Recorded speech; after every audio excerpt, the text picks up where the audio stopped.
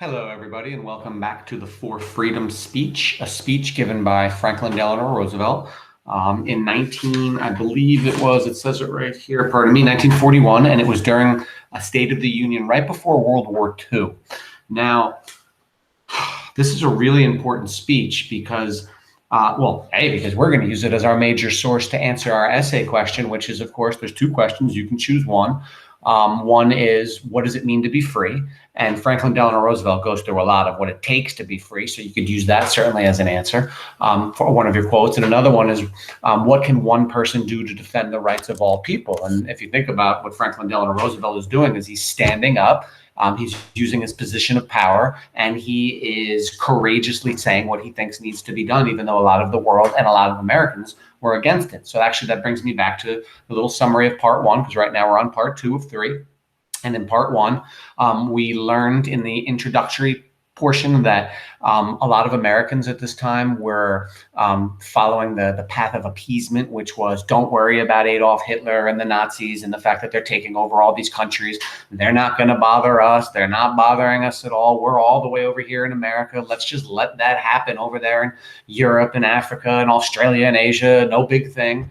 And FDR steps up and he says, and that's the part one, no, absolutely not. We have to. We're in trouble.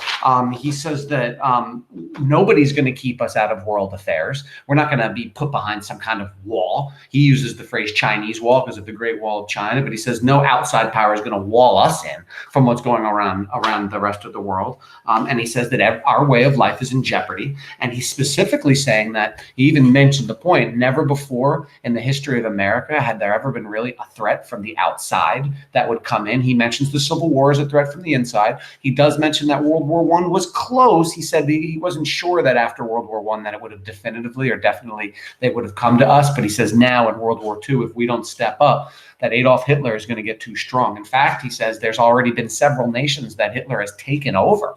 And he lists them, and he says there's a dozen, more than a dozen of them. And he says if we continue to let him, swallow up these countries whole, metaphorically speaking, of course, that he's going to get too strong. He's going to get too many people, too many weapons, too many resources, too much power. And then he's going to use that, and eventually he's going to come to America, and he's going to kill us and enslave us.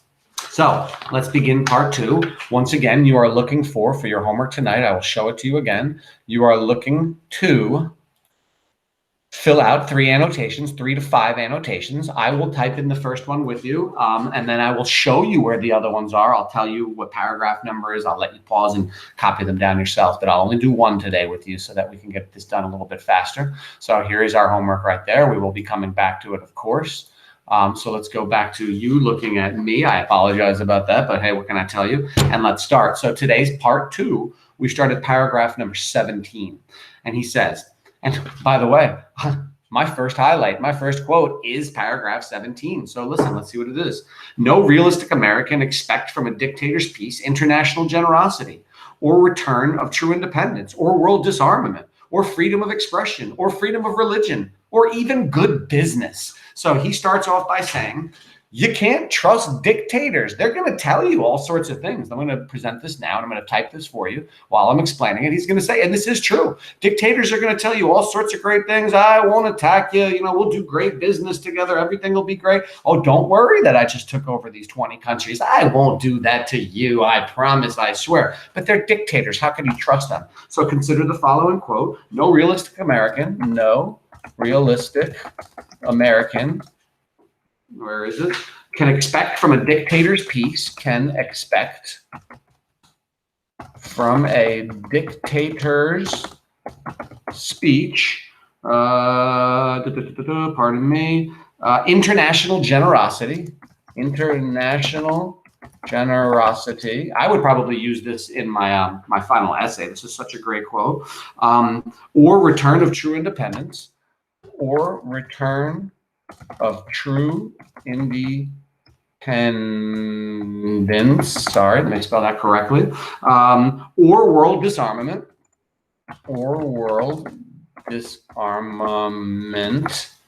good, thank you, spell check, or freedom of expression, of expression. By the way, that's something dictators definitely don't give their people. It's freedom of expression because they don't want people expressing, hey, you're a dictator and not a good person. Or freedom of religion. That's a big one that dictators will not give people. Or freedom of religion. In fact, they will tell you exactly what you must follow. Or even good business. Or even good business. Now, it's the end of my quote. Remember, even though it's the end of the sentence, I don't put the period here. I put the end of the quotation mark to show that's the end of the quote. In parentheses, I put page number 271 to show that's where I took this sentence. And then I put my period after the parentheses. I end the sentence after that. So now let's annotate this very quickly. This quote clearly shows that we can never trust the words of a dictator because they are going to go back on their word, on their promises, and attempt to destroy us. You know what? FDR was absolutely right. That's one thing that Hitler definitely would have done. And he's saying, we've got to step up. Okay, so that's how we do our quotes. Again, we type it in. Afterwards, we put our citation in parentheses, then our period, then we annotate it. This quote clearly shows, and I explain it. And then we are good. We'll look for our second quote in a moment. So I'm going to go back to my reading, and here we go. Such a peace would bring no security for us or for our neighbors.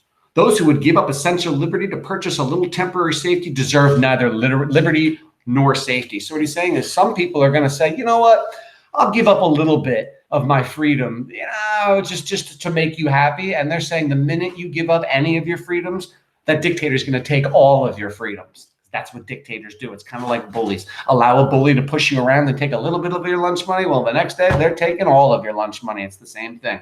So here we go. As a nation, we may take pride in the fact that we are soft-hearted, but we cannot afford to be soft-headed. We must always be wary of those who with sounding brass and a tinkling cymbal preach the ism of appeasement. We must especially beware of that small group of selfish men who would clip the wings of the American eagle in order to feather their own nests. That's interesting. That's him saying, watch out for businessmen who are going to try to make deals with Germany. Why? So that they can make a little bit of extra money. Nobody should be doing business with our enemies, not even if it means making money. And that's what he's saying there. I have recently pointed out how quickly the tempo of modern warfare could bring into our very midst the physical attack, which we must eventually expect if the dictator nations win this war. And he says, watch out, they're getting so strong, they could attack us like that. There's much loose talk of our immunity from immediate and direct invasion from across the seas. Obviously, as long as the British Navy retains its power, no such danger exists. Even if there were no British Navy, it is not possible that an enemy would be stupid enough to attack us by landing troops in the United States from across thousands of miles of ocean until it has acquired strategic bases from which to operate. So he says right now, probably nobody will attack us. But once they start taking over these other countries that are closer to us, well, then they're going to use those to launch invasions into us. But we must learn from the lessons of the past years in Europe, particularly the lesson of Norway, whose essential seaports were captured by treachery and surprise built up over a series of years. He said, watch out. Watch out. Some of these countries didn't pay attention, and then boom, they had themselves taken over because they didn't watch around their borders and make sure their friends weren't being messed with. Listen. The first phase of the invasion of this hemisphere would not be the landing of regular troops. The necessary strategic points would be occupied by secret agents and their dupes, and great numbers of them are already here and in Latin America. So he says, watch out. The first thing that's going to happen, and you might want to get that down, that is in paragraph 25, we have to watch out for spies. Not necessarily guys with guns, but agents of those countries that are in here now trying to, undercut our policies. As long as the aggressor nations maintain the offensive, they, not we, will choose the time and place and the method of their attack. That right there is a sentence.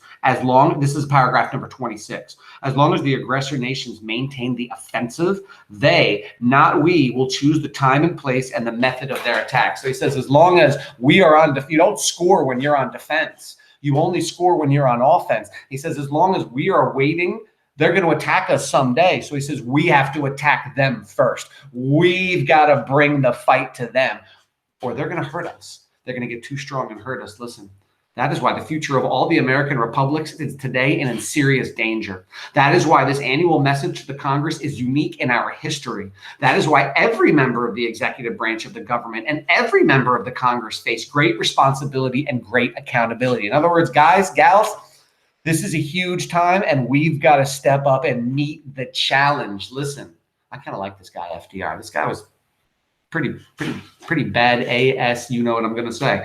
The need of the moment is that our actions and our policies should be devoted primarily, almost exclusively, to meeting this foreign peril. So there you go. That's a sentence right there. The need of this moment is that our actions and our policy should be devoted primarily, almost exclusively, to meeting this foreign peril. In other words, we got to stop everything we're doing and prepare for this. We got to get our armies ready. We got to get our bullets and guns ready. We got to get our doctors ready. We got to get our plans ready. Listen, for all our domestic problems are now a part of the great emergency.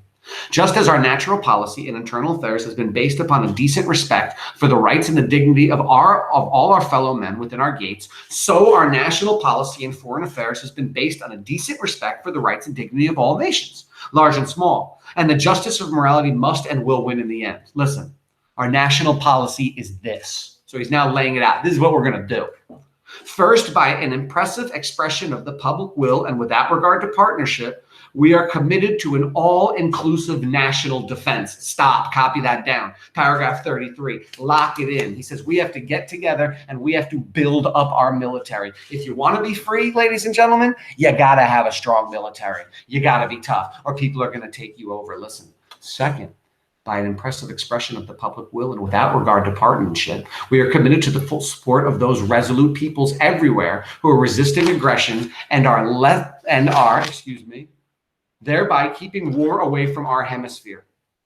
By this support, and I have basically what he just said right there, and he's right, we've got to start defending everybody around the world. We can't let Hitler take over every country, because if he does, then he's going to get too strong. Listen, I have this underlined. This is paragraph 34. By this support, that's where the sentence starts. By this support, we express our determination that the democratic cause shall prevail. And we strengthen the defense and the security of our own nation. So there you go. Ready? This is a great quote. Get this down. By this support, in other words, by supporting all the other countries out in the world who are getting, attacked by Hitler, by this support, we express our determination that the democratic cause shall prevail, and we strengthen the defense and the security of our own nation. So by protecting our neighbors and the other countries in the world, we're also protecting ourselves, because we're not letting them get too strong. Listen. Third, by an impressive expression of the public will and without regard to partisanship, we are committed to the proposition that principles of morality and considerations for our own security will never permit us to acquiesce in a peace dictated by aggressors and supported by appeasers. Same thing he said earlier. No. We're not letting the dictators tell us what we're doing, and we're not going to let the wimps tell us not to do anything. Listen, I have this underlined as well. The last sentence of paragraph 35. We know that enduring peace cannot be bought at the cost of other people's freedom. We know that enduring peace, so we can't have peace if we're letting other people being taken over, because they're just going to get too strong and come and take us over. And he's speaking directly now to the Americans who are like, no, man, let's not do anything. Let's just let Hitler be Hitler, He's never going to bother us. He's like, no, you fools. He's getting too strong. He's going to come and get us next. Listen, and I have this. I'm sorry, next one, 36. In the recent national election, there was no substantial difference between the two great parties in respect to this national policy. No issue was fought out on this line before the American electorate. Today, it is abundantly evident that American citizens everywhere are demanding and supporting speedy and complete action in recognition of this obvious danger. And he says, you know what? Not only do I believe this, so does most of America. Listen, and I have this underlined, paragraph 37. Therefore, the immediate need is a swift and driving increase in our armament production. I agree with him 100% on this. So, according to FDR, in order to be free, consider the following quote. The immediate need is a swift and driving increase in our armament production. This quote clearly shows FDR believed that you have to have a strong military, a lot of bombs if you want to stop people from taking you over. You got to build up your arms, your armament. Go to the gym, make yourself huge, and then you'll be able to beat up the bully. That's what he's saying. Let's turn the page. Let us say, and I have this entire paragraph underlined. Number 30. God, there's a lot of quotes for this one. Number 38. Let us say to the democracies, we Americans are vitally concerned in your defense of freedom. We are putting forth our energies, our resources, and our organizing powers to give you the strength to regain and maintain a free world. We shall send you an ever-increasing number of ships, planes, tanks, guns. This is our purpose and our pledge. What? That's a great sentence. So consider the following quote, and then you give all of paragraph 38. And then the annotation for this is this quote makes it clear that FDR believed you had to not only protect fellow nations, but you had to arm them. You had to hook them up with bombs and weapons so they could protect themselves, and therefore stop Hitler from getting huger. Listen, in fulfillment of this purpose, and I have this underlined too, number 39. We will not be intimidated by the threats of dictators that they will regard as a breach of international law or as an act of war or aid to the democracies which dare to resist their aggression. In other words, bro, we're not going to let you stop us from helping these other countries.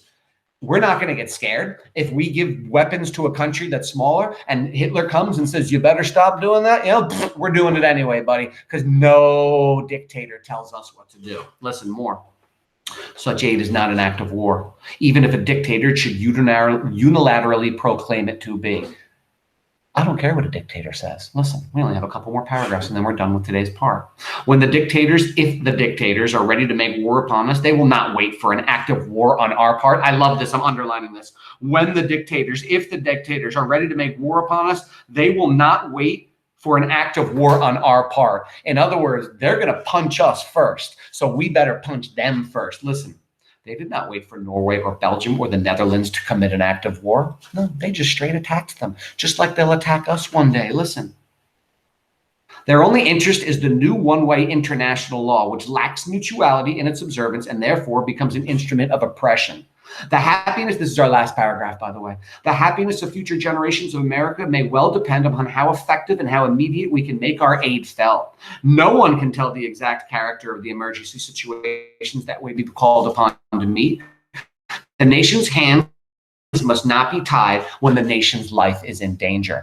Perfect. Okay, now I know you have at least, I typed down the one quote, but I pointed out like at least 7 or 8 more quotes, at least maybe 10 quotes, great quotes which show that FDR believed what it took to be free. And it's a great way to answer this question. What does it take? What does it mean to be free? Well, to FDR, what does it mean to be free? It means to be strong. It means to have a good military. It means to protect your neighbors. It means to even arm your neighbors so that they can protect themselves. There's a lot more things that he says, and we're going to find that out in the next part. I have to say, I'm very pleased with how you are doing on this. Keep it up. Remember, your homework tonight is to give me 3 annotations. Make sure they're properly cited. If they're not properly cited, you will not get full credit. How do I make sure a citation is properly cited? I can look at the example that Mr. Kenny gave in box number 1. Just look up and you'll see the proper citation. Or of course, I could go to the sample video on annotations and citations, or I could go to some of the sample annotations and citations in the sample section of student work. But why don't you just look up at the top of the assignment to quote number 1, where I did the citation, and it's perfect. I bet. Have a great day. Thank you very much.